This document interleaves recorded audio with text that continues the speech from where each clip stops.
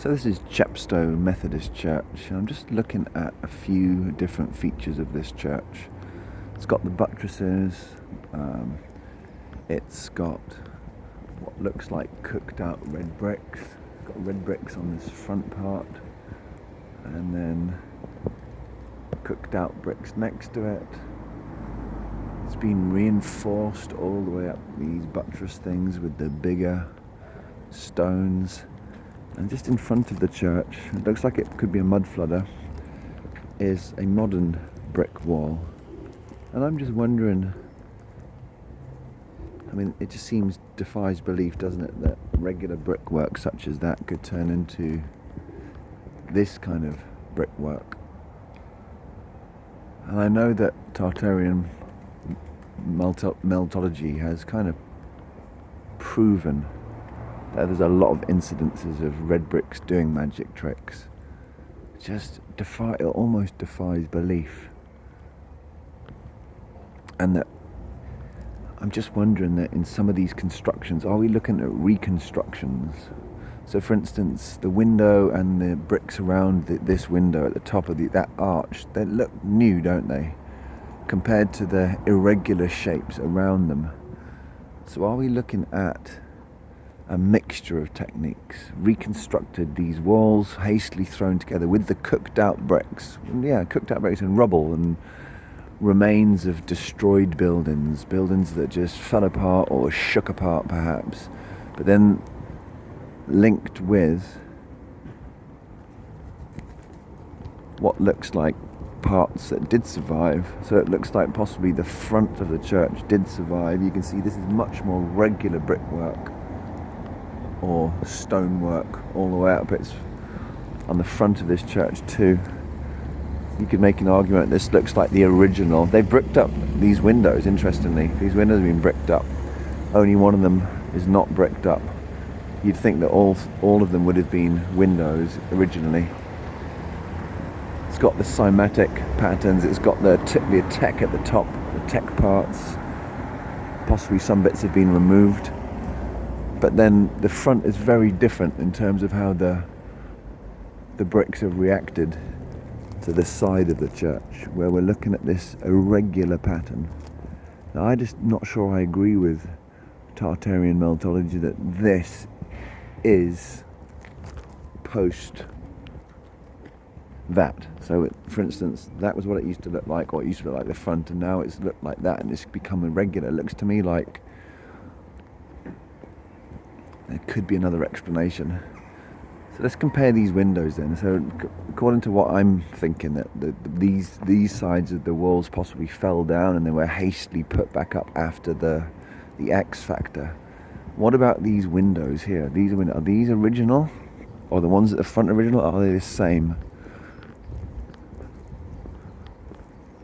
I guess they look the same. It's just a mystery. Everything's a mystery, isn't it? It's really difficult to figure out.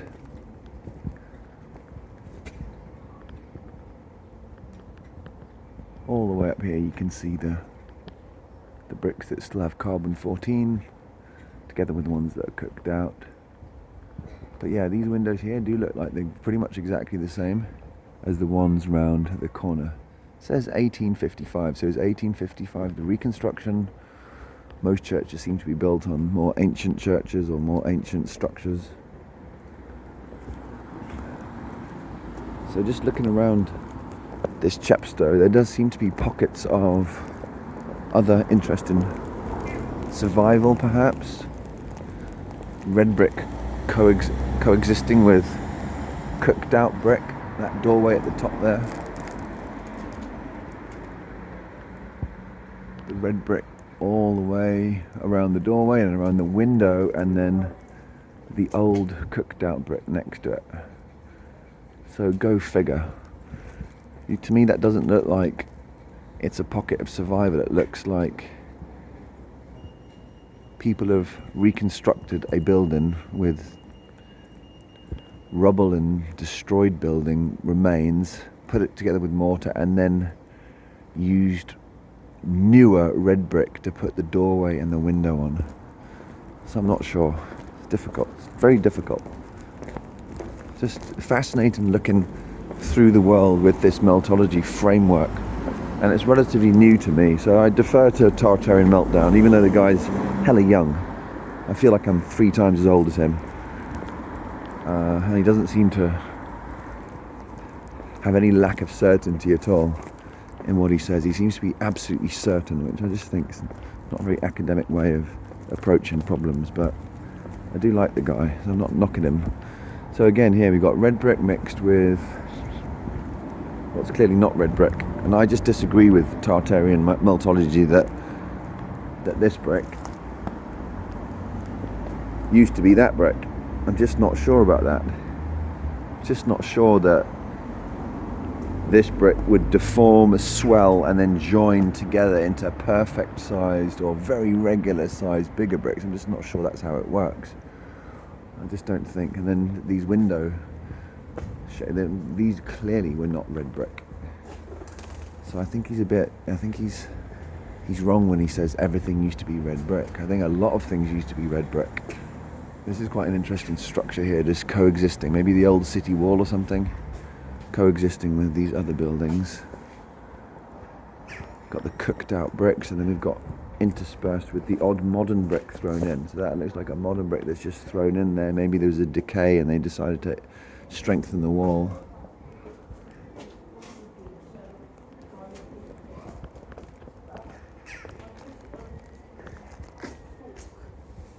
Got an old coat of arms up there, and then some very cooked out ones at the top.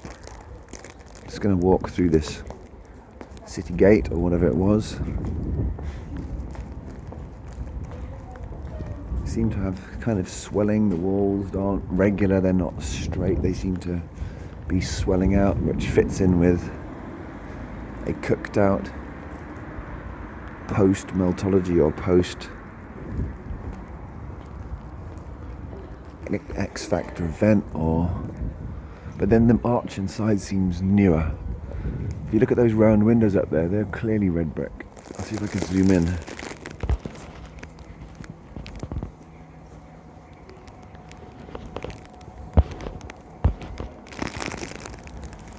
Fascinating.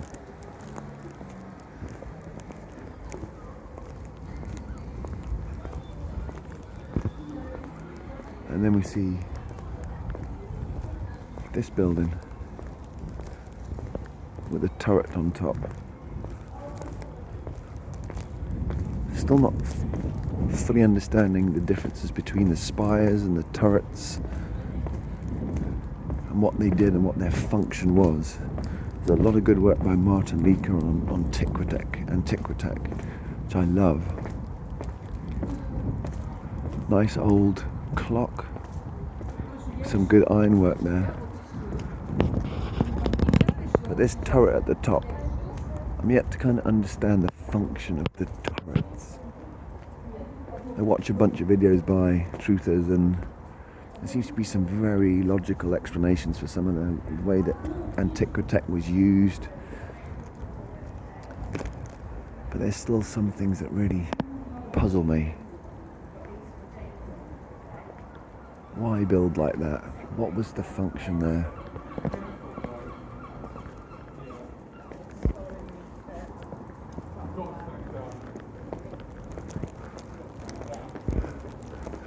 So just going back to the conversation in the previous video about the Napoleonic Wars and the kind of destruction of Paris, 1800s. There was a series of wars from 1780 or 1790 to 1820, something like that. And there's the famous 1810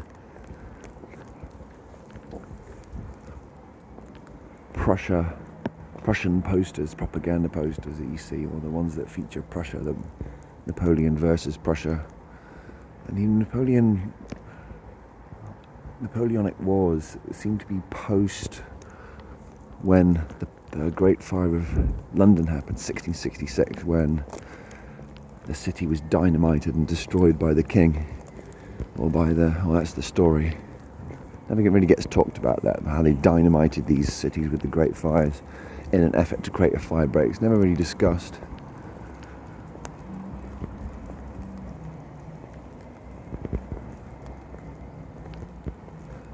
But so it looks like, I'm trying to just figure out, for instance, Britain's got lots of these red brick buildings that date post the mud flood, and they're not this isn't one, this is modern, but there's a lot of what they call Victorian red brick buildings that to me seem to have used some of the antiquitech. See, this looks like the city wall continuing here from the castle the castle arch we just saw a second ago. Lots of swelling.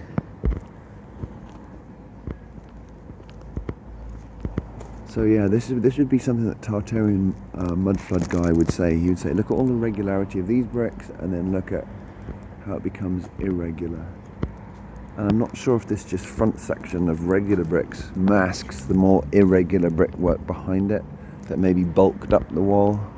I think there's sometimes evidence of that you make a big thick wall with a nice regular front, and then you fill up the bits in the middle with just irregular irregular stone. I'd say this is probably what looks like fire damage here.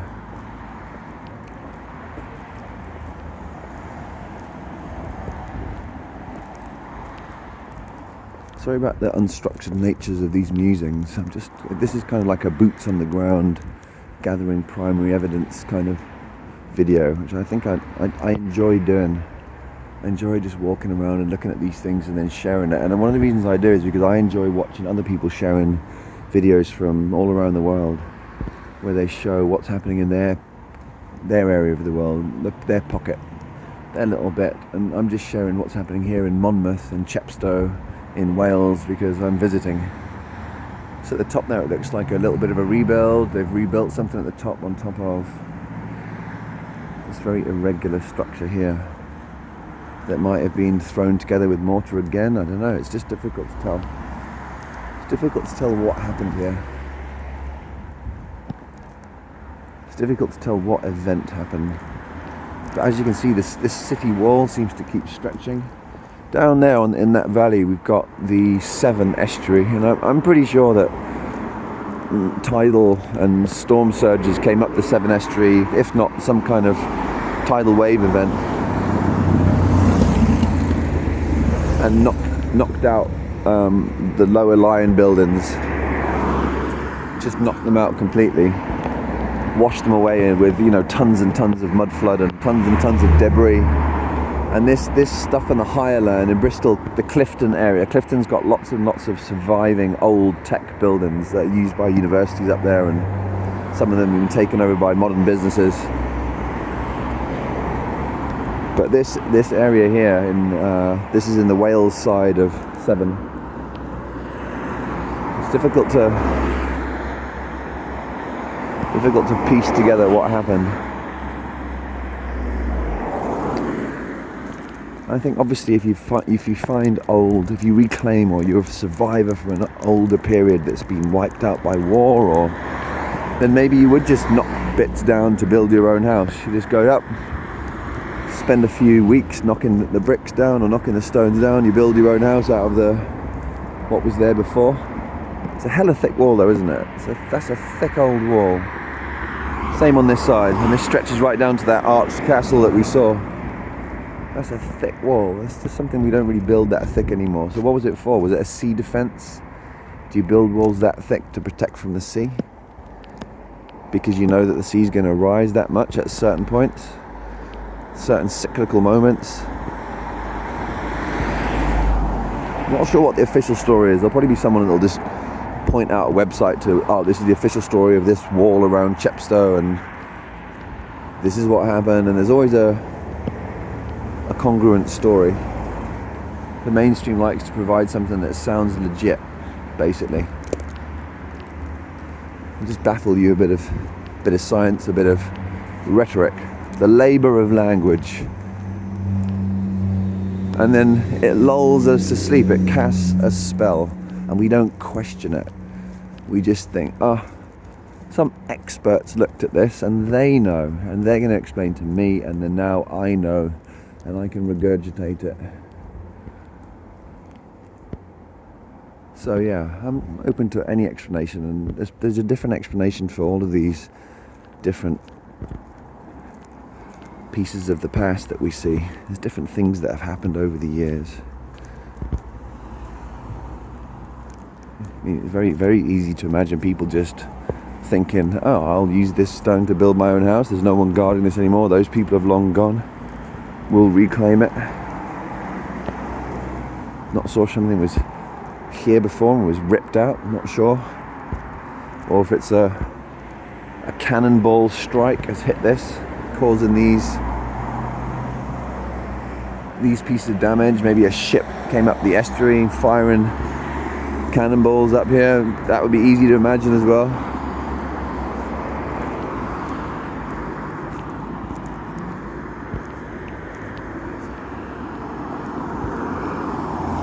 It's tough to imagine regular brickwork like that red brick you see over there turning into what we see here. That's one of the things I have with Tartarian Meltdown, the Viking.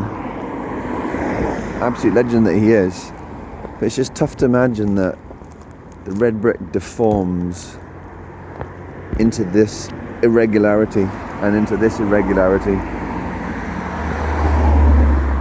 And it's also tough to imagine that every single piece of land is constructed and that we're just on the buildings on top of the ocean. The buildings that stick out of the ocean, and kind of like this confusing story that red brick has.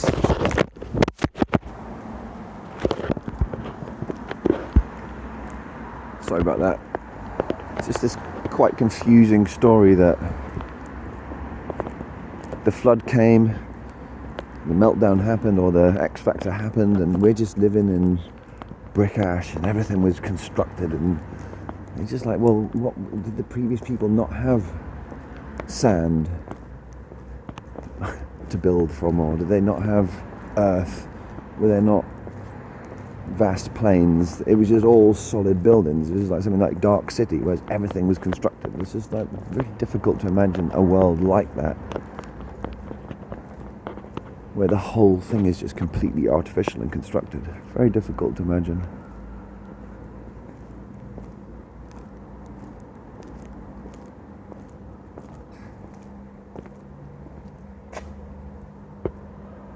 So this church, founded 1067 for the Benedictine monks from the monastery in Comay, I don't know how you say that, in Normandy.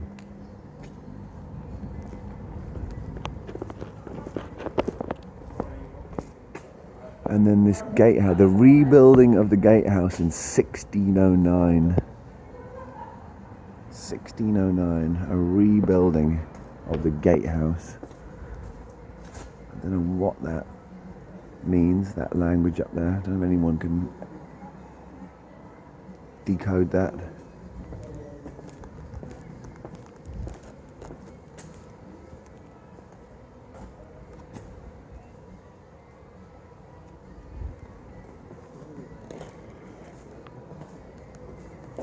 So they're calling it a gate. Looks like a big old wall. Big old wall running on this side of the Severn estuary.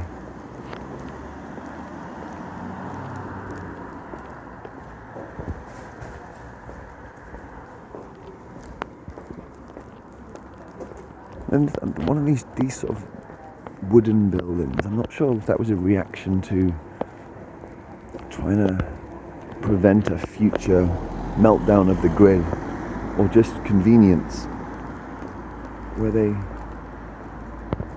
took the measure of building with wood. It's just a strange phenomenon where suddenly wood gets involved, and you've got these structures that are obviously not built in the long term. The church and then the city walls look like they're built to last 1,000, 2,000, 5,000 years. Whereas if you're building with wood like that, well, aren't you vulnerable to fire, rot? It seems like a more temporary measure, sort of like a post-flood or a post-X Factor method of building. But just to go back to the question that I had previously about how much brickwork is there? How many tons of bricks have been used in building this world, and tons of stone. I mean, how many? The more I look around and see the stone walls and the buildings around. For instance, just this one here, randomly. It's just an unbelievable amount of stonework in, especially Europe, especially the United Kingdom. Just unbelievable amount of stonework.